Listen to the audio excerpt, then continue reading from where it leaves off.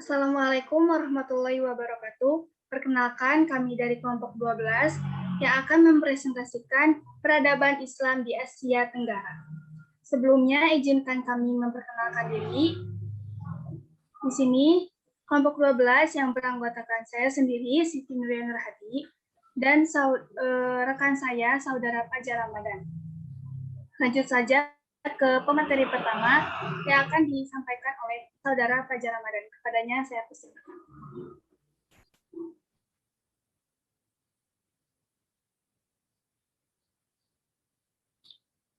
Saya di sini akan menjelaskan jalan masuk ke Nusantara.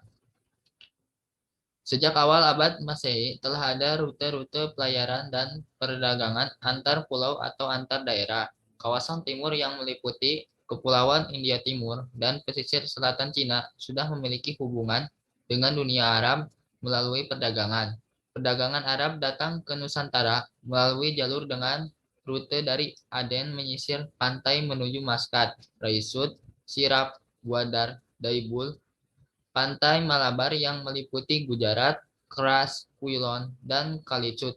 Kemudian menyisir pantai ke Ramandal seperti Saptagram ke Chittagong, pelabuhan terbesar di Bangladesh, Akyab, sekarang wilayah Myanmar, Selat Melaka, Perawulak atau Aceh Timur, Lamno atau pantai barat Aceh, Barus, Padang, Banten, Cirebon, Demak, Jepara, Tuban, Gresik, Ampel, Makassar, Ternate, dan Tidore.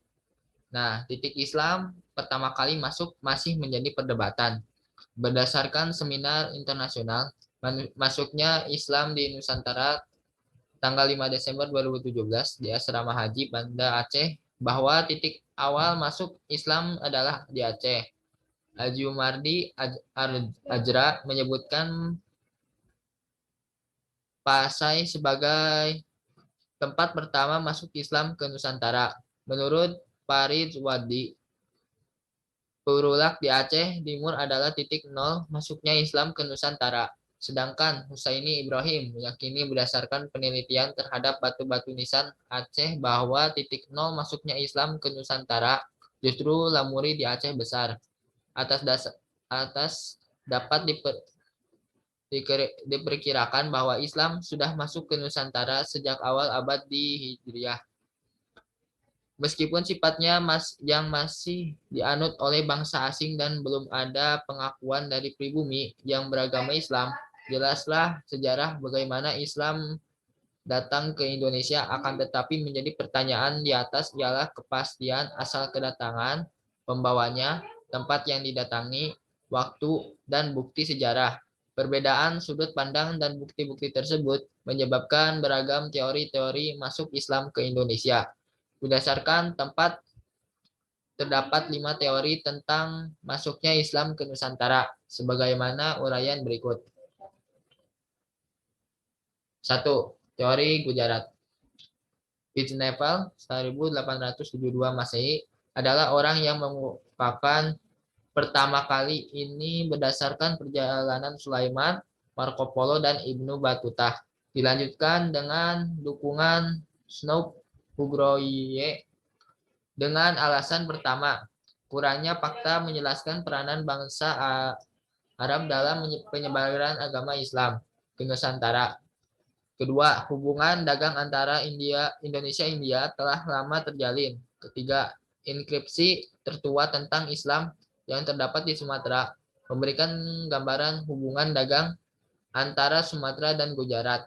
Sejarawan pendukung teori ini antara lain Suterteim, Sekreki, Indonesia Sociological Studies, Clifford Geertz, The Religion of Java, Harry Zebenda, A History of Modern South East Asia, Van Leur, Indonesia Trade and Society, W. Arnold, The Preaching of Islam.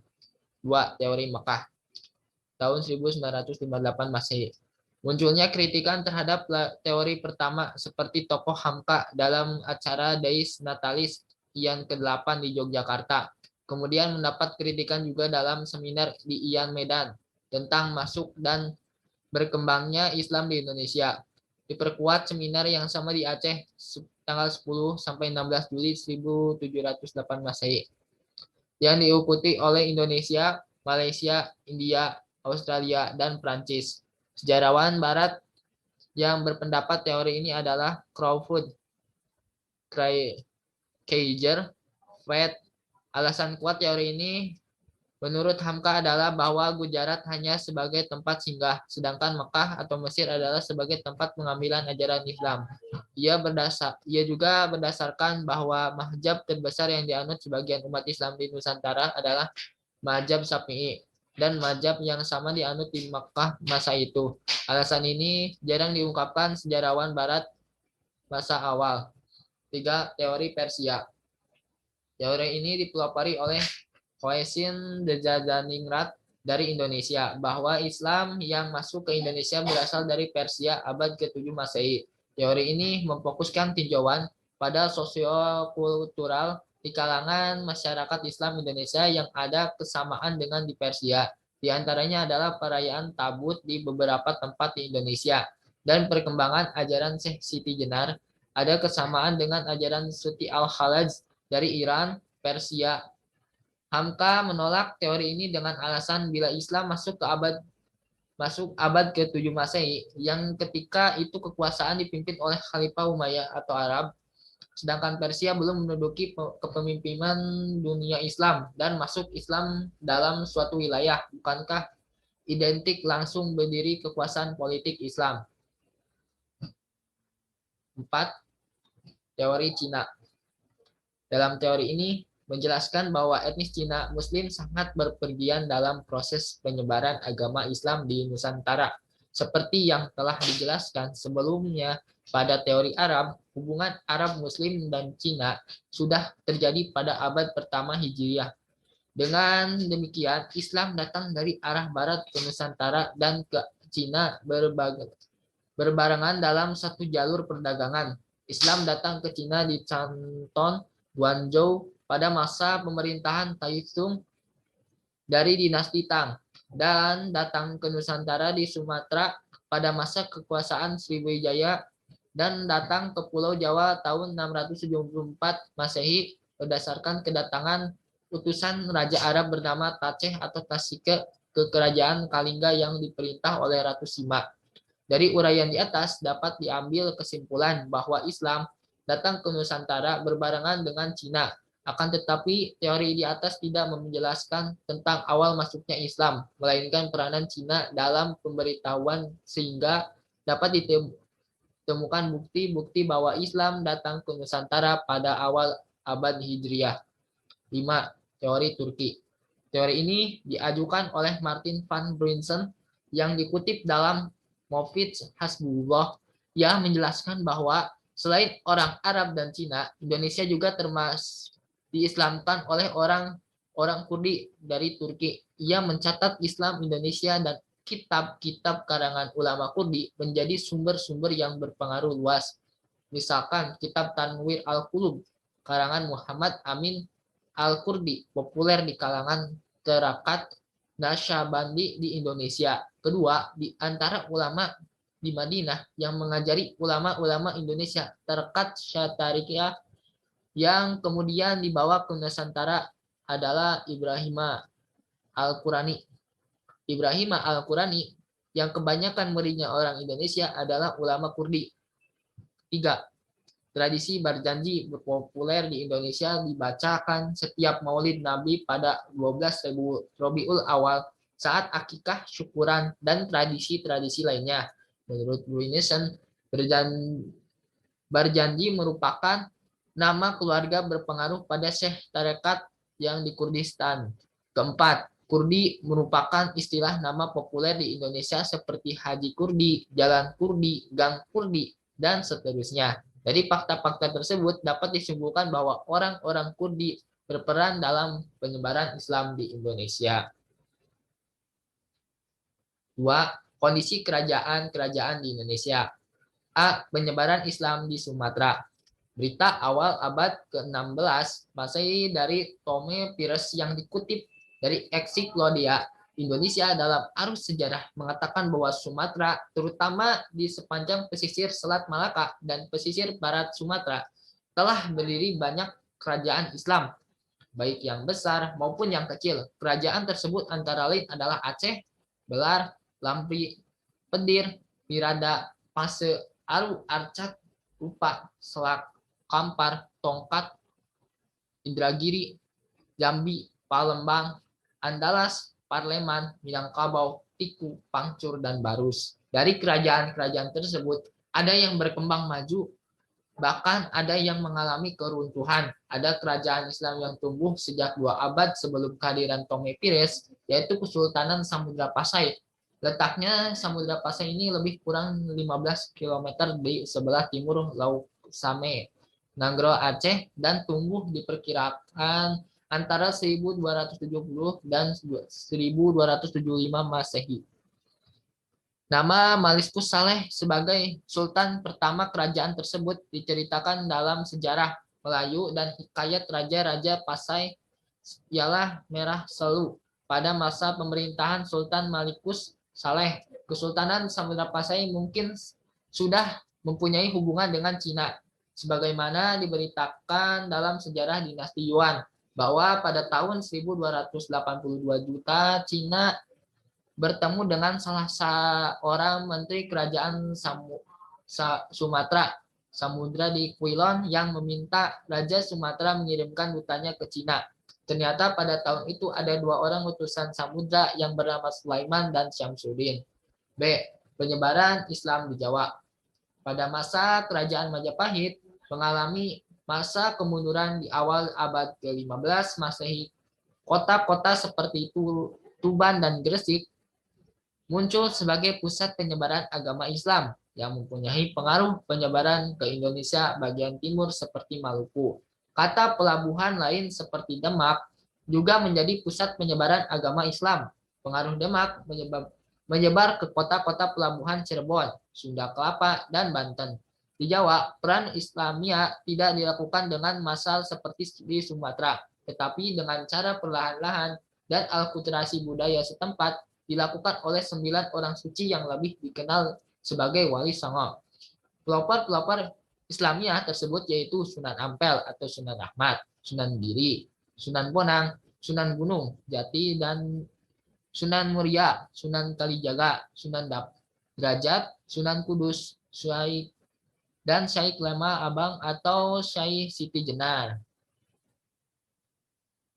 Kegiatan-kegiatan mereka dalam mengislamkan raja-raja atau penguasa dan masyarakat Jawa, khususnya di wilayah pantai utara, seringkali dituturkan oleh hikayat, sejarah, dan tradisi lokal. Di antara 9 wali, Sunan Kalijaga selalu disebut peranan dalam proses Islamiyah lewat perangaiannya yang terpuji dengan pendekatan budaya yang dia lakukan. Merujuk pada legenda, dia memperkenalkan Islam dengan pertunjukan wayang, memainkan gamelan, dan lain sebagainya. Wali Songo melakukan penyebaran Islam dengan pendekatan tradisi, kultural, dan tasawuf. Islam yang dibawa oleh para penyeru tersebut bercorak Sunni Syafi'i, dan ternyata pendekatan ini berhasil. Prosesnya berlangsung secara gradual dan bertahap, mampu mengislamkan Kepulauan Nusantara. Hingga zaman itu berdiri kerajaan-kerajaan Islam yang menerapkan hukum Islam berdasarkan mazhab Syafi'i. C. Pulau Kalimantan, Sulawesi, dan Maluku.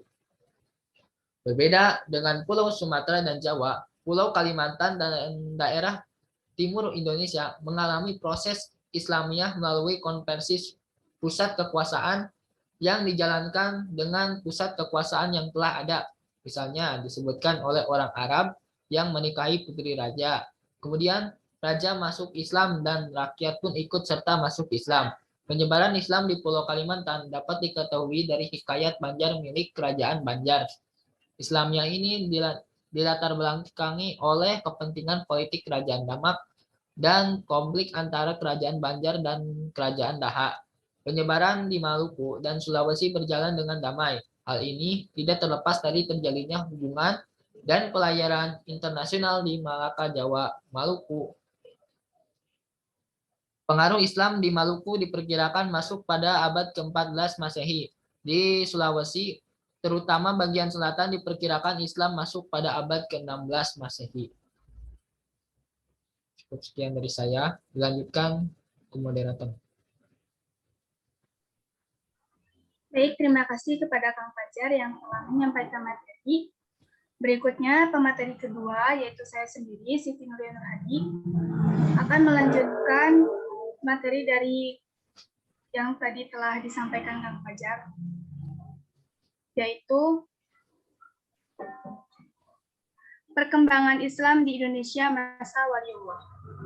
Kehadiran dan proses penyebaran Islam di pesisir utara atau Pulau Jawa dapat dibuktikan berdasarkan data arkeologis dan sumber-sumber babad, hikayat, legenda, serta berita asing.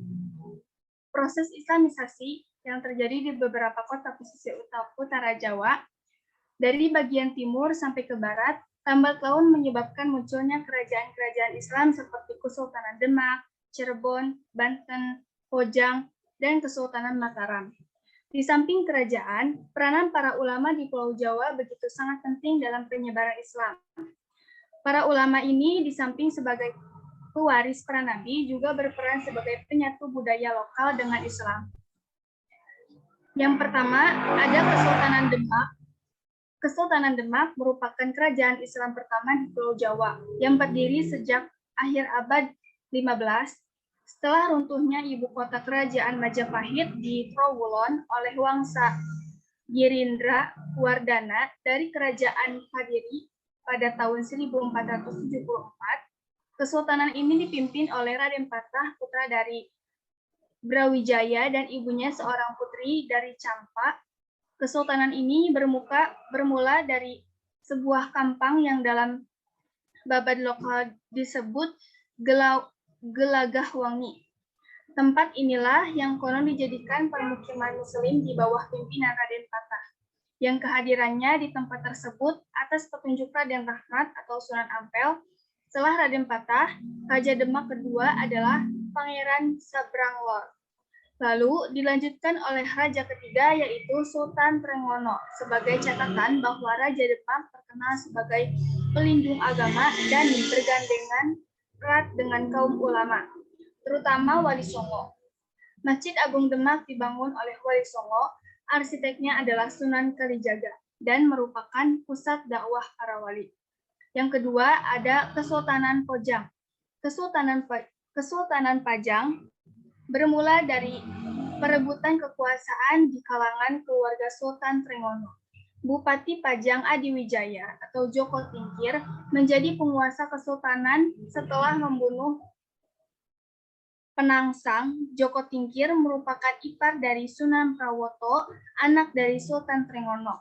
Ia dinobatkan sebagai Sultan Pajang dan diberi gelar Sultan Adiwijaya. Jasa yang dilakukannya adalah melakukan perluasan ke Jipan dan Demak. Pengaruhnya sampai ke Jepara Pati dan Banyumar. Setelah wafat, ia digantikan oleh putranya Pangeran Benowo. Lanjutkan. Yang ketiga, Kesultanan Cirebon. Kesultanan Cirebon dipimpin oleh Syarif Hidayatullah atau Sunan Gunung Jati. Ia wafat pada tahun 1568 dan dimakamkan di Gunung Sembung yang kemudian dikenal dengan Astana Gunung Jati. Penggantinya ialah Pangeran Suwarga. Yang keempat, Syekh Maulana Malik Ibrahim. Syekh Maulana Malik Ibrahim merupakan sepupu Wali Songo. Beliau memiliki beberapa nama yang membuat kekeliruan asumsi, antara lain Syekh Maghribi, berasal dari Maghrib Maroko, Sunan Gresik atau Sunan Syekh Ibrahim As-Samarkandi, berasal dari Samarkand, Asia Tengah. Namun, Sir Thomas Stanford Raffles dalam Atlas Wali Songo menyata lokal, Maulana Ibrahim adalah seorang padita termasyhur asal Arabia, keturunan Zainal Abidin dan sepupu Raja Cemen. Yang selanjutnya Sunan Ampel atau Raden Rahmat. Sunan Ampel merupakan tokoh tertua Wali Songo pengganti ayahnya Syekh Ibrahim As-Samarkandi. Ia berperan besar dalam pengembangan dakwah Islam di Jawa dan tempat lahir di Nusantara. Melalui pesantren Ampel Denta, Sunan Ampel mendidik kader-kader penggerak dakwah Islam seperti Sunan Giri, Raden Patah, Raden Kusen, Sunan Bonang, dan Sunan Derajat dengan cara menikah justru dakwah Islam dengan putri-putri penguasa bawahan Majapahit. Sunan Ampel membentuk keluarga-keluarga Muslim dalam suatu jaringan kekerabatan yang menjadi cikal bakal dakwah Islam di berbagai daerah.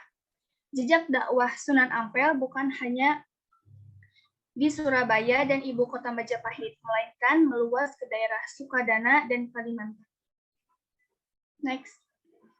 Berikutnya, Sunan Bonang atau Maulana Makhdum Ibrahim.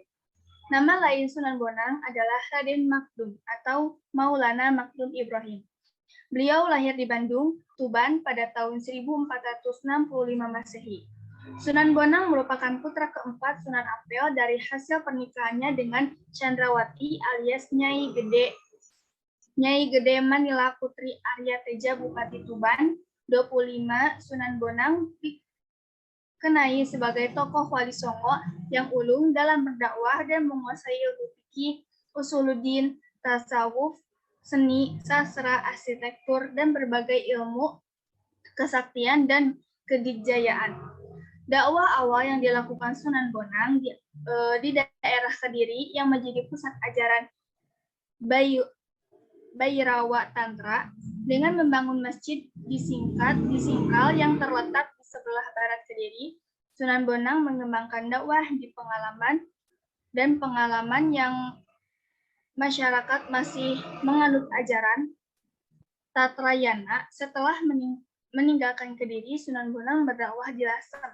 Sunan Bonang dikenal mengajarkan Islam melalui wayang, tembang, dan sastra sulistrik, karya sulistrik yang dibu.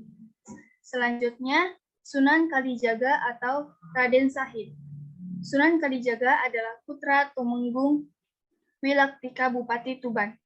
Sunan Kalijaga dikenal sebagai tokoh wali songo yang mengembangkan dakwah Islam melalui seni dan budaya. Sunan Kalijaga termasyhur sebagai juru dakwah yang tidak saja piawai dalam mendalang, melainkan dikenal pula sebagai pencipta bentuk-bentuk wayang dan lakon-lakon carangan yang dimasuki ajaran Islam.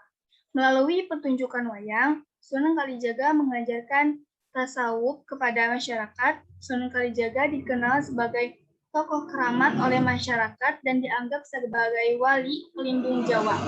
Beliau ulama yang sakti dan cerdas. Nama kecilnya Raden Sahid yang merupakan seorang perampok dan pembunuh yang jahat. Mengenal jalan hidupnya banyak terangkum dalam naskah-naskah kuno Jawa. Mbah Sunan Bonang dikenal dengan nama Suluk Puji. Berikutnya Sunan Gunung Jati. Sunan Gunung Jati berasal dari Persia dan Arab. Sampai sekarang belum ada catatan sejarah yang pasti mengenai kelahiran beliau. Dan berdasarkan beberapa babad dan sumber sejarah, beliau mempunyai banyak nama. Di antaranya Muhammad, Nuruddin, Syekh Nurullah, Said Kamil, Bulkiyah, Said Mazrukullah, Syarif Hidayatullah, dan Makdum Jati. Sejak kecil, Sunan Gunung Jati tinggal di Mekah dan di sana beliau memperdalam ilmu agama Islam. Di sana beliau tinggal kurang lebih 3 tahun. Sunan Gunung Jati datang kembali ke tanah airnya dan pergi ke Pulau Jawa.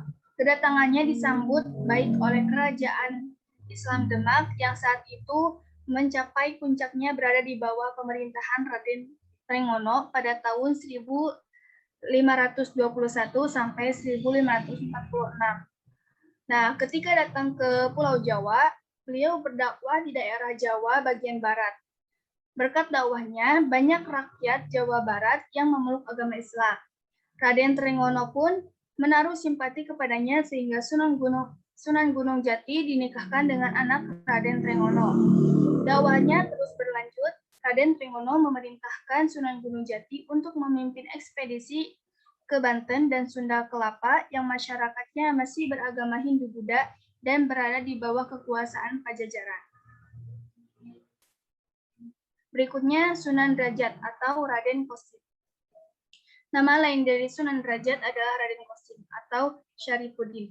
Sunan Derajat merupakan putra dari Sunan Ampel hasil pernikahannya dengan Chandrawati alias Ni Gede Manila. Dikisahkan bahwa sejak berusia muda, Sunan Derajat telah diperintahkan ayahnya untuk menyebarkan agama Islam di pesisir Gresik. Semasa muda, beliau dikenal dengan Raden Qasim. Sebenarnya masih banyak lagi nama-nama lain dari beliau berdasarkan beberapa naskah kuno.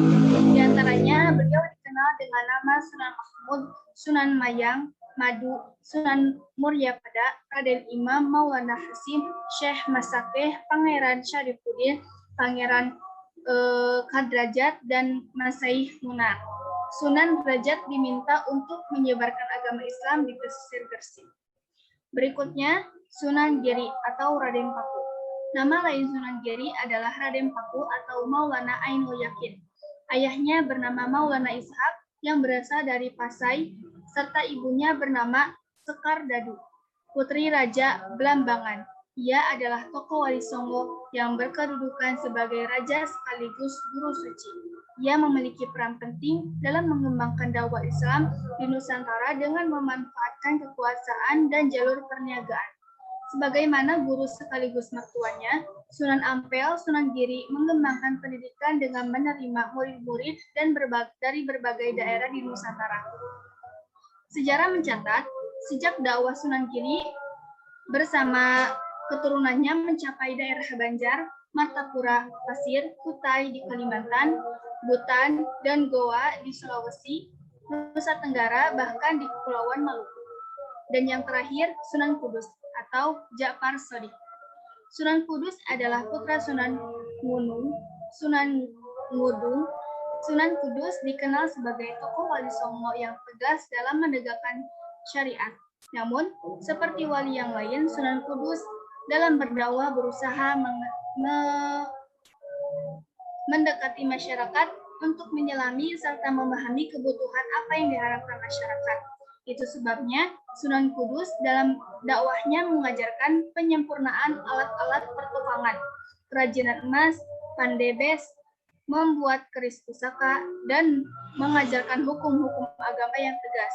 Sunan Kudus selain dikenal sebagai eksekutor Ki Ageng Penging dan Syai Siti Jenar, juga dikenal sebagai tokoh Wali Songo yang memimpin penyerangan ke ibu kota Majapahit dan berhasil mengalahkan sisa-sisa pasukan kerajaan Goa yang sudah sangat lemah itu. Sunan Muria atau Raden Umar Said. Sunan Muria merupakan putra dari Sunan Kalijaga. Sunan Muria merupakan tokoh Wali Songo yang paling muda usianya sebagaimana Sunan Kalijaga. Sunan Muria berdakwah melalui jalur budaya. Sunan Muria dikenal sebagai piawai menciptakan berbagai macam jenis tambang cilik, jenis sinom, dan kinanti yang berisi nasihat dan ajakan tauhid. Seperti ayahnya, Sunan Muria dikenal pintar mendalang dengan mendakwahkan tokoh-tokoh, lakon-lakon, karangan karya Sunan Kalijaga. Mungkin hanya itu yang dapat saya sampaikan. Mohon maaf bila banyak kesalahan. Sekian dari kelompok 12. Wassalamualaikum warahmatullahi wabarakatuh.